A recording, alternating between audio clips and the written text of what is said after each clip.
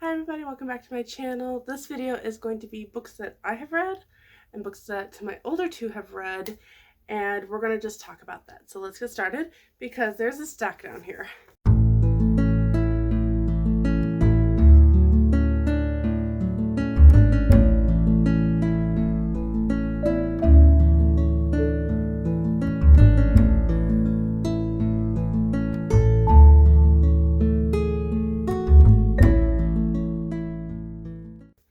Alright, so, insofar as the books that I have read, with the potential move on the horizon, literally I am reading and passing on as quickly as possible.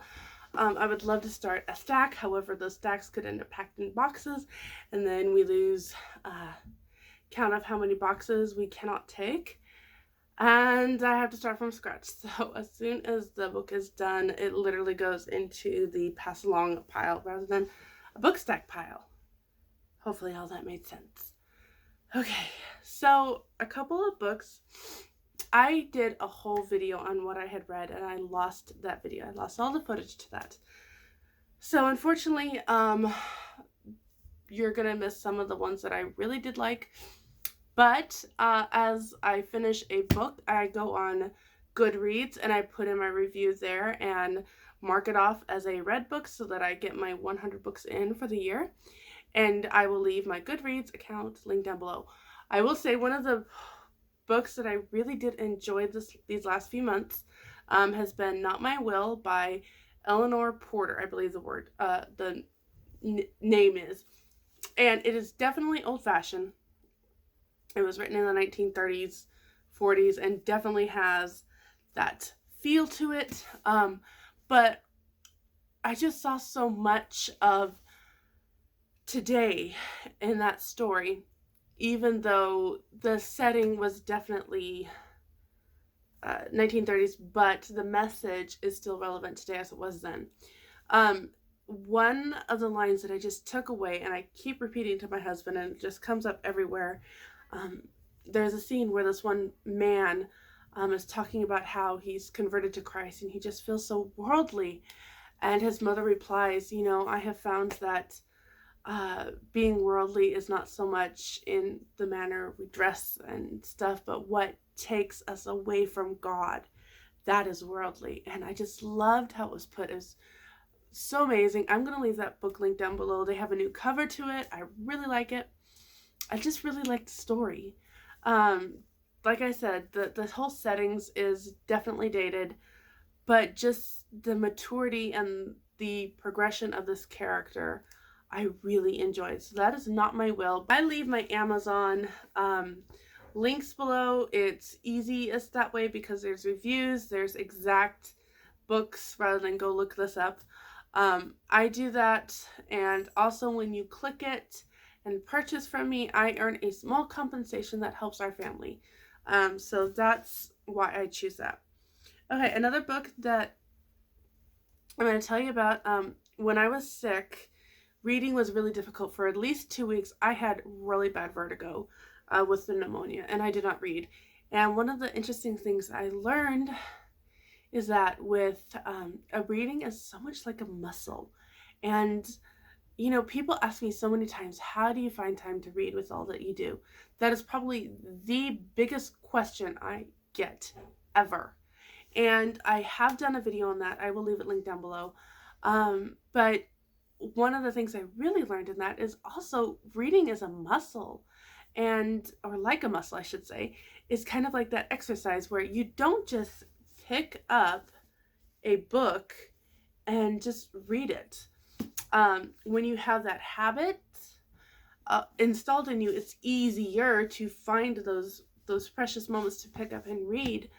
But insofar as building that, it does take time, and that is one of the things I learned being sick, because not having read for about 4 weeks, about a month, picking a book up, I was really struggling to get back into my reading thing, and at that point I had so much more time to read. I was on the couch most of the day, and I just wasn't getting it done. So that was really interesting for me to learn. And I just really wanted to encourage you, finding those precious moments to read. Not everybody can read at bedtime after the kids are in bed is when I love to, it's a good block of time that I can get for myself. I don't have kitchen chores except for 2 days a week because I have been training my older ones to do the kitchen chores, which is, again, a season of life that I am in right now. I don't have nap times anymore, but I have kids that do chores. So you're going to look for the balance in both ways. So anyway, I have older ones and each of them takes 2 days a week to do chores. And then I help the younger 2 days a week. And then my husband just does Sundays for us. That's his blessing day. So he takes Sundays. And then I literally read from about 7:30 to about 9:30. Like, well, more like 10, because I have about a 45-minute thing in there where I'm making sure people are getting to bed, yada yada, all that. So that if you can get that good block of time, I would say that is your biggest asset to getting reading done. I don't watch videos a lot, hardly any. I don't scroll through my phone a lot. I definitely noticed doing much more of that when I was sick and just not feeling good, being on my phone so much. I felt lazy. I had nothing positive about that experience of being on my phone much more. So that was really good eye-opening. Not used to scrolling randomly at any point of the day, and I did, and it was a waste of my time. So those are some tips that I help you. In so much as cutting back phone time and things like that, I have had people ask me that. I am not the one to help you. We didn't get a smartphone until 3 years ago. Yes, it was the year that we moved into this house.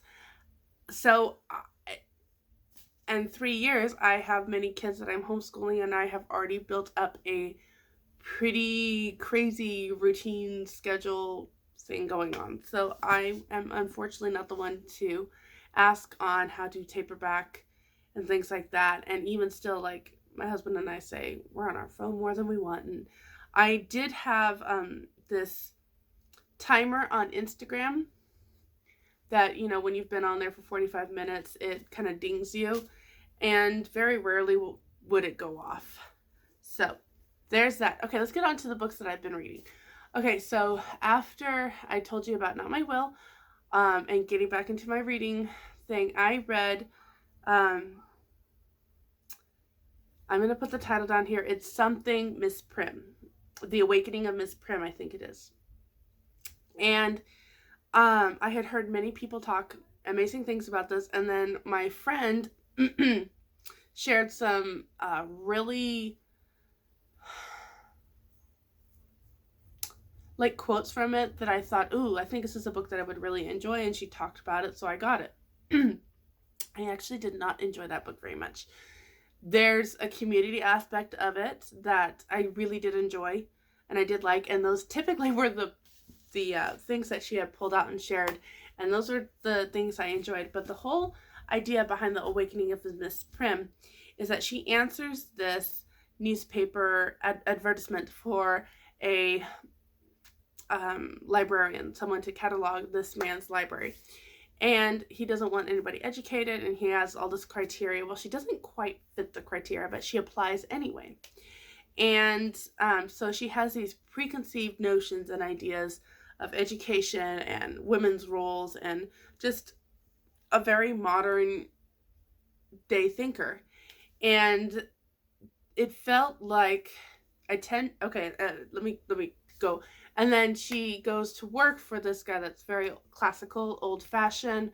He's raising 4 or 5 children, teaching them, educating them, homeschooling them, in a very classical Charlotte Mason, I careful to use that, kind of way. So basically, he is raising these prodigies that every homeschooling mom would love to have. Okay, and basically, she kind of throws out her opinion, and they're not necessarily things that I would agree with, but he kind of subtly argues every point and shows why her thinking is wrong. And the whole book is basically it feels like this author just wanted to put these arguments in a fictional setting. And even though I would typically agree with the gentleman and his homeschooling method and these children or this community, it was kind of a utopia thing, but they did a really good way of showing a real life look at what a community could be without like making it so far-fetched that it's just fake. So I would typically agree with the people like that. However, I was getting so frustrated for this woman on her behalf, even though I didn't agree with, yes, that is a screwdriver. Would you like to say hi? Hi. I think you always make it in my videos, huh? You have a screwdriver. What are you doing with the screwdriver? Put it in there. You fixing your bike? No. No? Putting it where? In there. Well, let's not put it up your nose. There you are. Let's not poke ourselves with it either. I don't want to hurt ourselves. I was getting super frustrated for this woman, and I typically didn't agree with her, but it was like every time she opened her mouth, someone would argue with it. And like I said, I wouldn't agree with her on everything, but I was really feeling for her. So I think that book ended up with like 3 stars. It was okay. It was fine. There were some things I liked about it, but there was definitely some things that I was just done with. Honey, let's not unscrew that either. Okay? Thank you. Okay, so that was The Awakening of Miss Prim, which was kind of, that was why it was hard, because here I am getting back into this routine rhythm of reading, and I read that, so it was really hard to know, okay, is this just because I'm in this reading funk, or is it the book? And it sounds like some people really agreed with me and some people didn't, so to each his own. I might try to read it later, but I just decided right now that's not something I'm going to read in the near future. And then after The Awakening of Miss Prim, I read again Whispers in the Pews, and this is a collection of essays taken from a man that just felt like the church is not helping those with mental illnesses, and he's taken people's stories, but I don't like to use the word stories because that has like a fictional connotation, but they're stories of what the church, how the church treated them with these different mental illnesses. And you've heard, you get different stories, you get different perspectives. Not right now, sweetheart. Yes. And he compiled them, and interestingly enough, as he was compiling them, he checked himself into a mental institution. And not everybody has a negative experience, and some of them pointed out what the church believed and how that affected their problems, and it was a really good book. I ended up being able to guest post on my mom's blog, shatona.com, my review, and so I'm going to leave that link down below. And I just kind of refreshed myself and reread it, and I really recommend that book, especially if you are within the church and mental illness. Not everybody is going to believe this, but living with someone with clinical depression and having gone through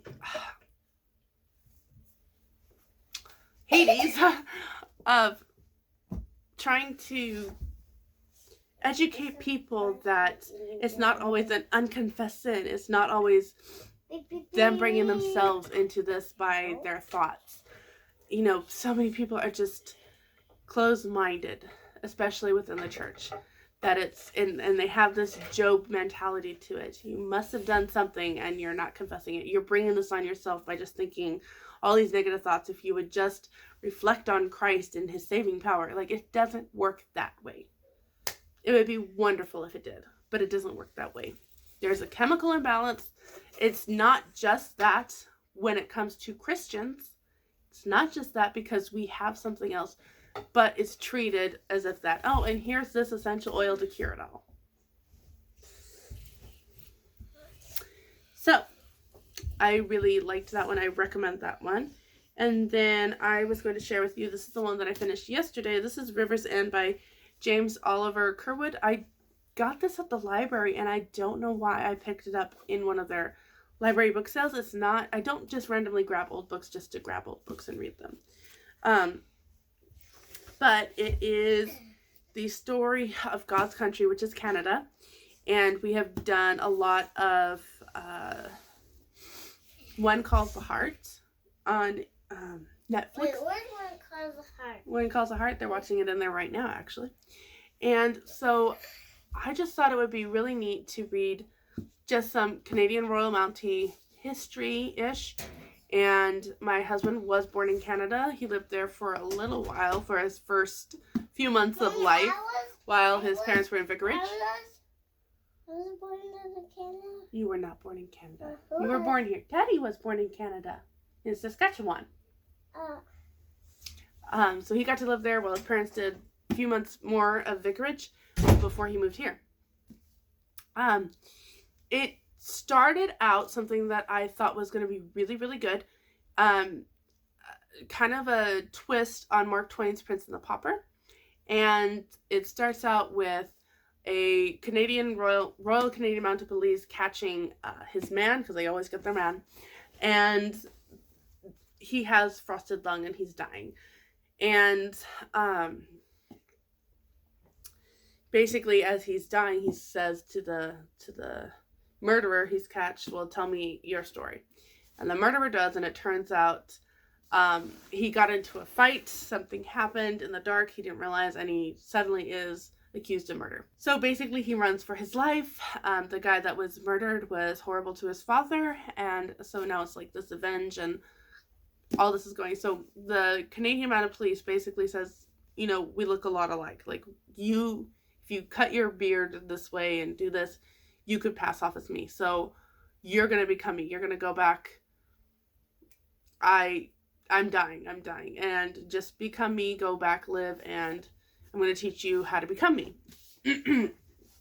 And so he does, and the murderer turned Canadian Mounted Police, after switching identities, goes back, and plot twist. Suddenly the sister of the murdered, this daughter of the murdered man, and the sister of the brother that is kind of twisted in all this, really wants to see him. He does fool the head honcho guy, and there's something mysterious going on with the sister. Then there's this Chinaman that you start to wonder, okay, is this going to be some mystic voodoo? Like, he knows immediately that it's not him. He knows how to look into people's souls, and at this point, the book is losing me. I don't do the whole different race, mystic voodoo, bleh. So this was written sometime in the 20s, I think. 1919. So this Chinaman basically ends up being the villain of the story. And another plot twist, not just with the sister suddenly seeking him out and being very mysterious. His sister, he's been estranged from his family, this Canadian Mounted Police. Now, the other guy's taken on this identity. His sister mysteriously shows up. And he's got to fool this sister that we're supposedly really close, and he falls in love with the sister. So, like I said, it's definitely intrigue plot. Again, kind of felt like Mark Twain-ish with Prince and the Pauper a little bit. And it was interesting, and there's just always little things that irritated me, and it's, in the end, I just get sick of this jealous man thing that ends up prevailing, that kind of ends up prevailing some of these books. So, in the end, it was okay. I think I would give it 3 stars. Not something I would pick up and read again, and not an author I will probably, if I see his other books, pick up and read. Alright, and currently reading book 4 of the Anne of Green Gables things. Every October, I read another Anne. I'm on book 4, Anne of the Windy Poplars, and I'm having a really hard time reading this. It's very lovey-dovey, rubby-dovey mush. And I don't do a lot of mush. That was the other thing with this book. There was a lot of, like, we think today some of the Christian fiction is very sentimental, very emotional. This tops it back in the 1919s. And Anne is very my beloved, and I'm such a plain Jane when it comes to that. So we'll see what goes on right now. It's just a lot of letters. All right, so let's talk about my kids because this is already 20 minutes. So I'm going to talk really quickly about my son. I have done a video on the reluctant reader, and I will leave that link down below. And this is definitely, in regards to my son, he is definitely my reluctant reader. I did try to get back on our Ambleside reading schedule. And I pulled out Pinocchio by Carlo Collodi. I don't know if I'm saying that right, but anyway, and I gave it to him and I said, I want you to read 20 minutes a day. Come and tell me when you're done. Come tell me what happened in today's thing orally. Don't do it written. I've kind of just set aside written for now. He does not like writing narrations. And I just said, come tell me when you're done what you read about. This is the children's classics, and it has some fun pictures. If I can ever.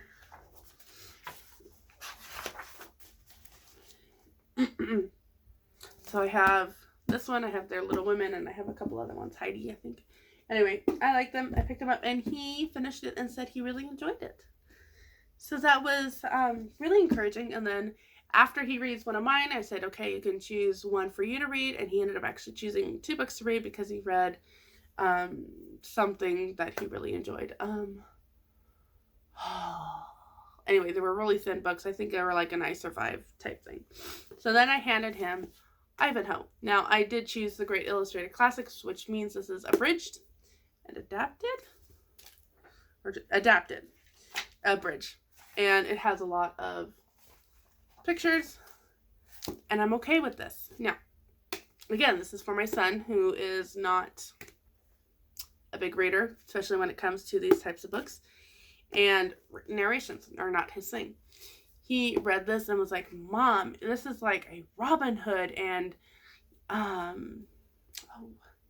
he wrote me a narration. Like, he voluntarily, in his best writing, wrote me a narration on this and how it really brought in several different stories together.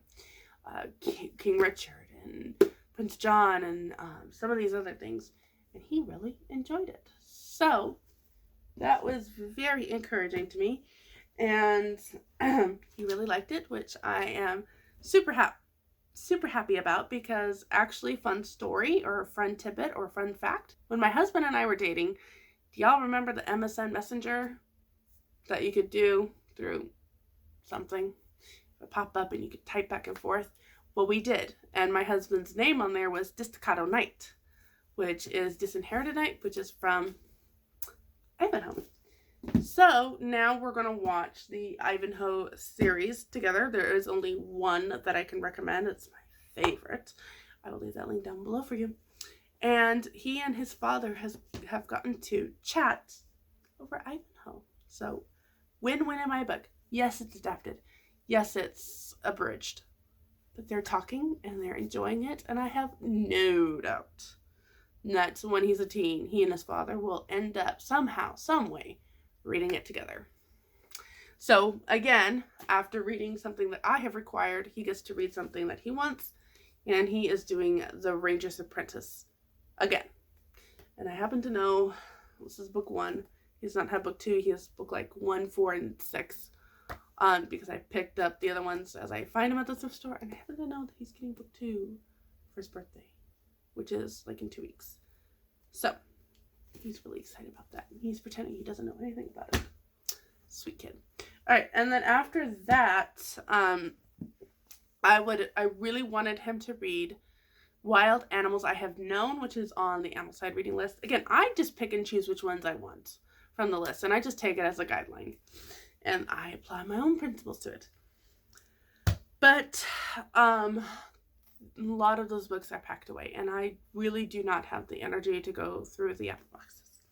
So I have 3 books here that I have bought for a student that I'm teaching now. I am helping this public school turned kid basically just get a good education, and these are books that I picked out for him. My son will definitely finish any one of these before before we move or anything like that. So, or 2 of them.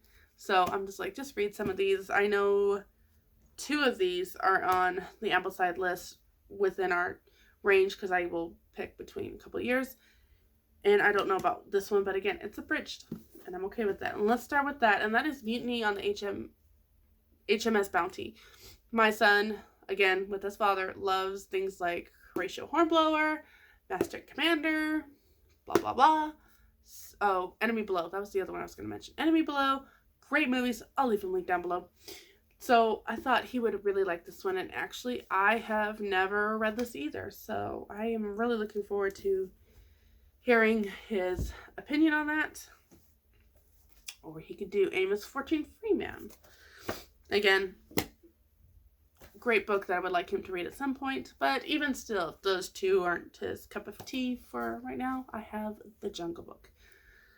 I have a feeling he's going to choose either Jungle Book or HMS Mutiny on the HMS Bounty. So he can choose one of those as soon as he is done with Ranger's Apprentice. Now let's talk about my daughter. My daughter has finished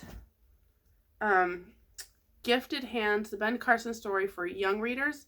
She did a phenomenal paper on that. I was so proud of her narration. And she really took time. And there were a couple things that I was like, nope, I'm not going to nitpick, but I should, because she really wants me to help her get better on this. So that was a really difficult paper for me to grade because she wanted a grade. Okay, anyway. But it was amazing. She did a phenomenal job. And then these are 2 other ones that she did, which was landmark books. I have Dolly Madison, and I have the story of Florence Nightingale. Dolly Madison is one of my favorite First Ladies ever. And Florence Nightingale, along with Ben Carson, and as her doctor studies because she wants to become a doctor. So I am more than happy to provide her with biographies about amazing doctors. So she really liked the Ben Carson ones. These ones, not so much. Everybody talks amazing about the landmark books, and when I find them pretty cheap, I pick them up. But she was just like, oh, they were fine. That's all I have to say about them. All right. Currently going through Susanna Wesley. Some of the problems I was having with Ambleside is that a lot of the biographies they chose were men. And I was like, well, I'm not against my daughter reading all about men, but I kind of want her to have some female biographies too. So I was choosing different female biographies that she could. We've also, can't show you, but we've been picking up more modern scientist type things from the library, and she's been reading those. So, but she's finishing up this one, Susanna Wesley, the mother of John and Charles. She's about 2/3 of the way through. So her thing with this is she's like, everybody's dying. I'm like, yeah, it's like, carry on, Mr. Bowditch. They just died back then. But I have to say that in regards to, it started out really slow for her, but I think she's getting more into it because she'll mention more of it to me lately. And then I assigned her Bullfinch's Greek and Roman Mythology, The Age of Fable. We are in our ancient studies, and so this is one that I picked up for her, and she is loving it. She's like, Mom, can I please take a highlighter to highlight these names so I can find them easier when I have to do my written narration? I'm like, yeah, sure, go for it, because I'm that kind of mom. So that is what she's working on. And this one has a lot to do. This one, I told her, don't worry about narrating some of these. This one, go ahead and narrate, because there's a lot going on. It's mythology. Just narrate for me. And we've actually had some really good theological discussions with this, so I really appreciate that. Kind of those doors opened. And then for kind of ancient reads, lighter ones, I have Twice Freed by Patricia St. John. That's what we have for here, and that's what she's going to read. But she hasn't started yet, so I can't tell you what she thinks of that. But I thought that would be fun to bring in what my kids are reading. along with this one, and it turned out to be a longer video. But maybe that'll make up for the fact that I'm going to be dropping my videos to once a week. Hopefully every Wednesday I will have a new one for you if everything goes well. I just need to do that right now in the seasons of life. I can't wait to share with you what I have coming up next Wednesday. Please hit the subscribe button if you are not subscribed so that you don't miss it.